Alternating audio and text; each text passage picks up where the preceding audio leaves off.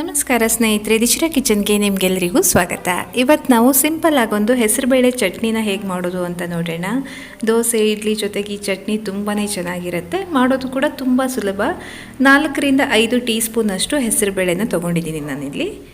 ಹಾಗೆಯೇ ಹಾಕಬಾರ್ದು, ಇದನ್ನ ಸ್ವಲ್ಪ ಲೈಟಾಗಿ ಹುರ್ಕೋಬೇಕು. ಇದರ ಹಸಿ ಅಂಶ ಹೋಗೋವರೆಗೂ ಹುರಿಬೇಕಾಗಿರೋದು. ನಾವು ಒಂದು 4ರಿಂದ 5 ನಿಮಿಷ ಹೆಸರುಬೇಳೆನ ಹುರ್ಕೊಳ್ಳೋಣ, ಡ್ರೈ ಆಗಿನೇ. ಎಣ್ಣೆ ಏನು ಸೇರಿಸೋದು ಬೇಕಾಗಿಲ್ಲ. ನೆಕ್ಸ್ಟ್ ಇದರ ಜೊತೆಗೇ ಹಸಿಮೆಣಸಿನಕಾಯಿ, ಕರಿಬೇವು, ಕೊತ್ತಂಬರಿ ಸೊಪ್ಪು ಇವಿಷ್ಟನ್ನು ಕೂಡ ಸೇರಿಸಿ ಸ್ವಲ್ಪ ಬಾಡಿಸ್ಕೊಳ್ಳೋಣ. ಡ್ರೈ ಆಗಿನೇ ಇವೆಲ್ಲನೂ ಕೂಡ ಸ್ವಲ್ಪ ಹಸಿ ಅಂಶ ಹೋಗೋವರೆಗೂ ಹುರ್ಕೋಬೇಕಾಗಿರೋದಷ್ಟೇ. ತುಂಬಾ ಘಮ ಘಮ ಇರುತ್ತೆ ಈ ಚಟ್ನಿ, ತುಂಬ ಚೆನ್ನಾಗಿರುತ್ತೆ. ಈಗ ಇದನ್ನು ಒಂದು ತಟ್ಟೆಗೆ ಹಾಕಿ ಸ್ವಲ್ಪ ತಣ್ಣಗಾಗೋದಕ್ಕೆ ಬಿಡೋಣ. ಹೆಸರುಬೇಳೆ ಇಷ್ಟು ಕೆಂಪಾದರೆ ಸಾಕು. ಇದನ್ನ ಒಂದು ತಟ್ಟೆಗೆ ಹಾಕಿ ಸ್ವಲ್ಪ ತಣ್ಣಗಾಗೋದಕ್ಕೆ ಬಿಡಬೇಕು. ತಣ್ಣಗಾಗಲಿ. ನೆಕ್ಸ್ಟು ಇದರ ಜೊತೆಗೆ ನಾವು ಮಿಕ್ಕಿರೋ ಇಂಗ್ರೀಡಿಯೆಂಟ್ಸು ಕೂಡ ಸೇರಿಸ್ಕೊಳ್ಳೋಣ.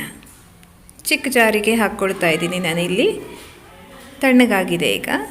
ಇದರ ಜೊತೆಗೆ ಹಸಿ ತೆಂಗಿನಕಾಯಿ ತುರಿನೂ ಕೂಡ ಅಷ್ಟೇ ಸ್ವಲ್ಪನೇ ಸೇರಿಸ್ಕೊಳ್ತಾ ಇದ್ದೀನಿ. ಹುಣಸೆ ಹಣ್ಣು, ರುಚಿಗೆ ತಕ್ಕಷ್ಟು ಉಪ್ಪು, ಇವಿಷ್ಟನ್ನು ಸೇರಿಸಿ ಸ್ವಲ್ಪ ರುಬ್ಬೋದಕ್ಕೆ ಬೇಕಾದಷ್ಟು ನೀರು ಹಾಕಿ ರುಬ್ಕೊಳ್ಳೋಣ. ನಾರ್ಮಲ್ ಮಿಕ್ಕೆಲ್ಲ ಚಟ್ನಿ ಹೇಗೆ ಮಾಡ್ತೀರಲ್ಲ ಅಷ್ಟೇ ಸಿಂಪಲ್ಲು. ಬಟ್ ಹೆಸರು ಬೇಳೆ ಹಾಕಿರೋದ್ರಿಂದ ಇದಕ್ಕೊಂದು ಎಕ್ಸ್ಟ್ರಾ ಫ್ಲೇವರ್ ಆ್ಯಡ್ ಆಗುತ್ತೆ. ರುಚಿನೂ ಕೂಡ ಸ್ವಲ್ಪ ಡಿಫ್ರೆಂಟ್ ಆಗಿರುತ್ತೆ, ಚೆನ್ನಾಗಿ ಅನಿಸುತ್ತೆ. ಯಾವಾಗಲೂ ನಾರ್ಮಲ್ ಅದೇ ಚಟ್ನಿ ಪುದೀನ, ಹಸಿಮೆಣಸಿನಕಾಯಿ ಎಲ್ಲ, ಕೊತ್ತಂಬರಿ, ಶುಂಠಿ ಎಲ್ಲ ಹಾಕಿ ನಾವು ಮಾಡ್ತಿರ್ತೀವಲ್ಲ, ಅದ್ರ ಬದಲು ಇವತ್ತು ಸ್ವಲ್ಪ ಡಿಫ್ರೆಂಟಾಗಿ ಒಂದು ಹೆಸರು ಬೇಳೆ ಚಟ್ನಿನ ಮಾಡೋಣ ಅಂತ.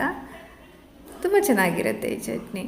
ಮೇಲಿಂದ ಒಂದು ಒಗ್ಗರಣೆ, ಎಣ್ಣೆ, ಸಾಸಿವೆ ಹರಡ್ಕೊಳ್ತಾ ಇದ್ದಾಗೆ ಇದ್ರ ಜೊತೆಗೆ ಒಣಮೆಣಸಿನಕಾಯಿ, ಜೊತೆಗೆ ಕರಿಬೇವು, ಇಷ್ಟೇ. ಒಗ್ಗರಣೆ ಹಾಕಿಬಿಟ್ರೆ ಚಟ್ನಿ ರೆಡಿನೇ ಆಗೋಗುತ್ತೆ. ಸಿಂಪಲ್ಲಾದ ಚಟ್ನಿ, ದೋಸೆ ಜೊತೆಗೆಲ್ಲ ತುಂಬಾ ಚೆನ್ನಾಗಿರುತ್ತೆ ಈ ಚಟ್ನಿ.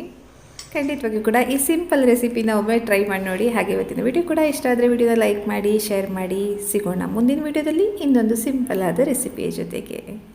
ಧನ್ಯವಾದಗಳು.